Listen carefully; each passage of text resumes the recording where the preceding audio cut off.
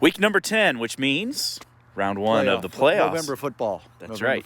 November football. As you can tell, it's getting a little brisk out here. We're looking forward to it as Bears come in at 9-0 to the first round of the playoffs. Jason, 44-20, a good all-around team victory for the Bears. That was a good last regular season victory. I think just a lot of good stuff from the Bears. I mean, the running game was built again. 200.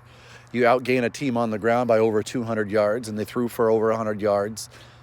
Defensively, outside of a couple bigger plays in the first half, they did their job, what they've been doing all year.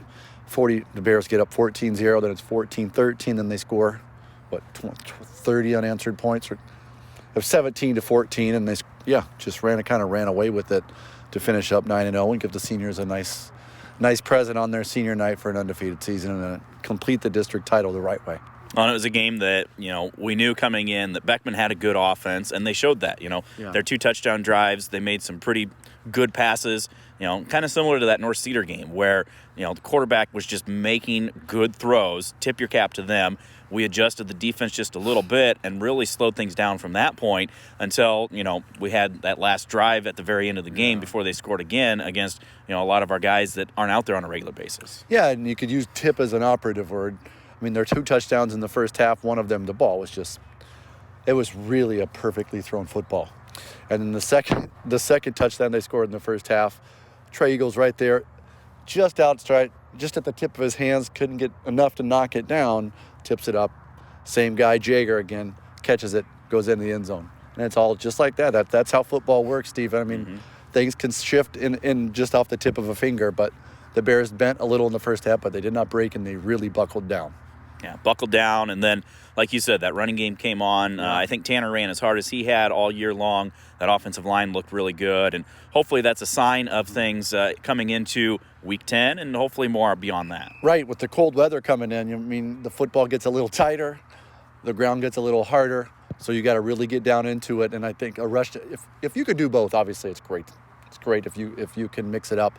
But running game, I think this time of year, to try to have that building the way the Bears have the last 2 and 3 games, it's a really good sign as we move forward into the 10th week. Yeah, 10th week, and the Bears head there at 9-0, and they welcome in the 7-2 Lynx of North Linn.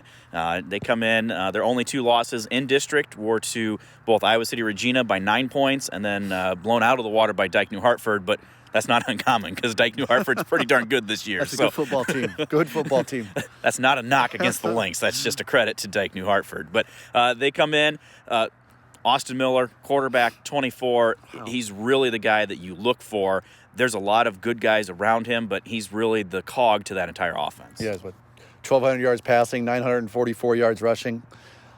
I mean, you can't see many guys in Class 1A football and perhaps in the state that are a 1,000-yard passer and then nearly at 1,000 yards on the ground, too.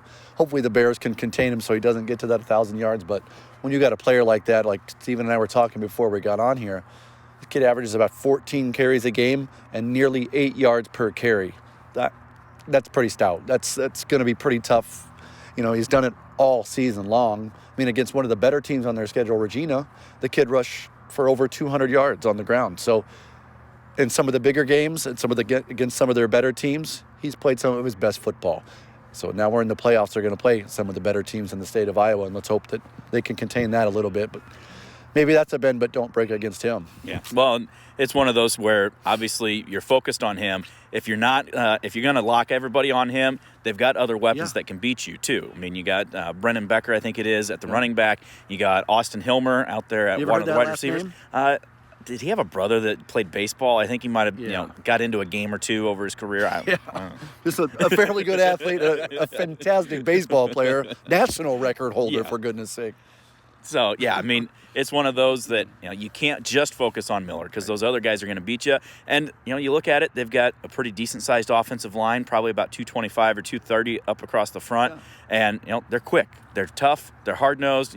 To me, this is a typical Coggan, Iowa blue-collar type team that's just going to come in here, line it up, and want to go smash mouth. For those of you that don't know, just to give you a quick name, a guy named Kyler Schott is from North Linn, Iowa. Right now he's injured for the Iowa Hawkeyes, but he started 2 games out of nowhere. You didn't even know really about this kid before the season, and then he starts for a Big Ten football team that's ranked in the top 20 in the nation. That's from North Linn, Iowa. That small, that blue-collar, hard work, we've got 1,000 people in our community kind of thing, but they know how to work hard. You got to work hard because there's really not much in small towns. We're kind of in the same scenario. But to see a kid like that do well, it gives you kind of an example of what to look for from this team on the field, Stephen. These teams haven't played for a little over 15 years. They played in district football back in 2001 and 2002, but it's been since then. But this is a different level of football team, I think, than what we saw 15, 16 years ago. And like you said, you got Austin Hilmer, Austin Miller, then Brennan Becker, and then Cade Hohenberry. So if you know your ABCs with the program, I think you're going to be okay, and you're going to see a lot of those guys on Friday. Yeah. Weather's going to play an interesting factor. Yeah. They keep talking. Who knows what Wednesday, Thursday is going to bring. Several inches of snow, maybe some more cold. But you know what? It's the same for both teams. Just got to buckle down and deal with it. Hey, we had 2.5 inches of snow last night. That's all but gone. So it can go away quickly. But if that were to come on a Friday morning, say, that changes the whole complexion of a football field. You got to expect a little wet, little footing. But every team, like you said, both teams are going to experience that. I'm just looking forward to being in November football, man. This is great. This is what what all these kids from North Linn and from West Branch play for. This is it. This is their one chance, and tomorrow's not promised for anybody. Round number 1 from Butch Peterson Field at the Little Rose Bowl on Oliphant Street in downtown West Branch.